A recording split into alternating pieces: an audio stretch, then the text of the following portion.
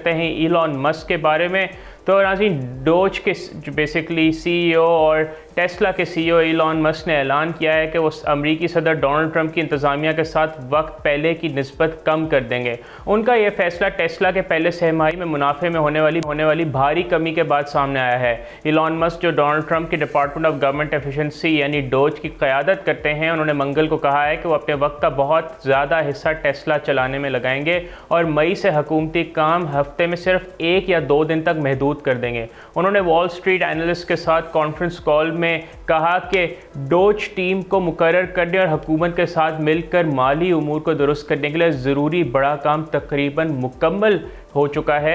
और नाज़रीन, यहाँ पे दिलचस्प बात यह है कि टेस्ला के शेयर्स, जो कि साल के आगाज़ से ही 40% से ज़्यादा गिर चुके हैं, मस्क के इस बयान के बाद फौरी तौर पर 4.6% बढ़ गए। ये इजाफा सरमायाकारों की खुशी का इजहार है जो टेक बिलियनियर की तकसीम शुदा तवज्जो से परेशान थे। इलॉन मस्क का यह बयान टेस्ला के जनवरी से मार्च के दौरान नेट प्रॉफिट में 71% की कमी की रिपोर्ट के सिर्फ चंद घंटों बाद आया है। ये इनकम गुज़िश्ता साल के 1.39 अरब डॉलर के मुकाबले में महज 409 मिलियन डॉलर रह गई है, जो उनका बेसिकली नेट प्रॉफिट है। नाज़रीन, इस मुद्दत के दौरान टेस्ला की आलमी सेल्स में भी 13% कमी हो गई है, जो डोनाल्ड ट्रंप इंतज़ामिया में मस्क की शमूलियत के खिलाफ कंज्यूमर बैकलैश का नतीजा भी कहा जा सकता है उसको। कई ममालिक में कंपनी की गाड़ियों, डीलरशिप्स और चार्जिंग स्टेशंस को दस्तियों, वैंडलिज्म और आतिशज़दगी के वाक़यात का निशाना बनाया गया है। ये कंपनी जो अमरीकी मार्केट के लिए अपनी कारें टेक्सास और कैलिफोर्निया में बनाती है, लेकिन पार्ट्स के लिए मेक्सिको पर इन्हिसार करती है, डोनाल्ड ट्रंप के ऑटो इम्पोर्ट्स पर 25% टैरिफ के नताइज का भी सामना कर रही है। इलॉन मस्क ने अपने डोज के वाले से काम का दिफा करते हुए कहा कि उनकी बेसिकली जो कोशिशें हैं वो फ्रॉड और वेस्ट से लड़ने और मुल्क को सही ट्रैक पर वापस लाने के लिए हैं। उन्होंने कहा कि अगर अमेरिका का जहाज़ डूब जाता है तो हम सब उसके साथ डूब जाते हैं, बशमूल टेस्ला और बाकी सब। लेकिन नाज़रीन, हकीकत ये है कि डोनाल्ड ट्रंप की गैर मंतकी और कमज़ोर सोच वाली पॉलिसीज़ दुनिया के सबसे अमीर आदमी के कारोबार को भी नुकसान पहुँचा रही हैं।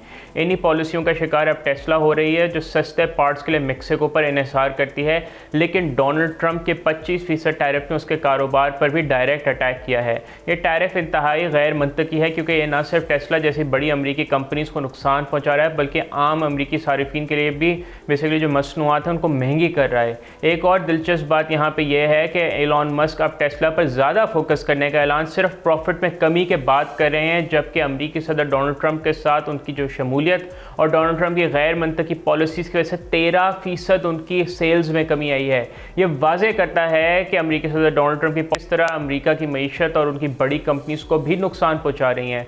अब सवाल यहाँ पर यह है कि जो इलॉन मस्क की टेस्ला पर ज़्यादा फोकस करने की ये कोशिश कंपनी की गिरती हुई साख को बेहतर कर सकेगी, और क्या डोनाल्ड ट्रंप इंतज़ामिया से ताल्लुक़ का मतलब यह है कि वो अपनी सोच से अलग हो रहे हैं या सिर्फ अपना कारोबार बचाने के लिए ये कदम उठा रहे हैं।